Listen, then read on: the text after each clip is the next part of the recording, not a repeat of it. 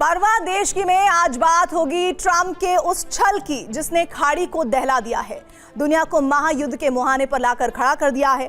ये बात किसी से छिपी नहीं कि ट्रंप लगातार ईरान के परमाणु हथियार बनाने को लेकर उसे घेरते रहे हैं। बाकायदा पिछले साल ईरान पर ऑपरेशन मिडनाइट हैमर लॉन्च कर उसके परमाणु ठिकानों को तबाह भी कर दिया गया और 28 फरवरी को दूसरी बार ईरान पर हमले से पहले भी उसका यही राग था। लेकिन अब उनके इस आरोप को लेकर अमेरिकी खुफिया विभाग और अंतर्राष्ट्रीय परमाणु ऊर्जा एजेंसी यानी IAEA के प्रमुख ने बड़ा दावा कर दिया है, जिसने ट्रंप के ईरानी षड्यंत्र की पोल खोल दी है। हालात ये हैं कि अब ट्रंप ईरान जंग में अकेले पड़ गए हैं। न सिर्फ अकेले बल्कि ट्रंप के झूठ ने ईरान को गुस्सा उनका भड़का दिया है, उसे एटम बम बनाने का मौका दे दिया है। ट्रंप ने दावा किया था कि ईरान तेजी से अपना न्यूक्लियर प्रोग्राम दोबारा बना रहा है और कुछ ही हफ्तों में परमाणु हथियार हासिल कर सकता है। अमेरिकी खुफिया एजेंसी की रिपोर्ट के मुताबिक 2025 में अमेरिका और इजराइल के ऑपरेशन मिडनाइट हैमर के बाद ईरान की न्यूक्लियर एनरिचमेंट क्षमता पूरी तरह तबाह हो गई थी। इसके बाद ईरान ने अपनी परमाणु संवर्धन क्षमता को दोबारा बनाने की कोई कोशिश नहीं की, लेकिन ट्रंप ने न्यूक्लियर खतरे का हवाला देकर ईरान के खिलाफ जंग छेड़ दी।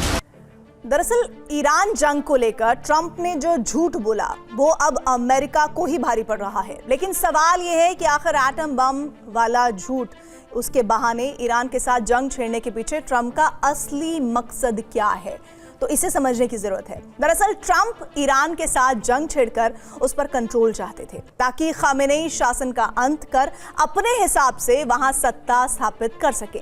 और अगर ऐसा करने में वो कामयाब हो जाते हैं तो फिर अरब के ऊर्जा पर अमेरिकी नियंत्रण स्थापित हो जाएगा।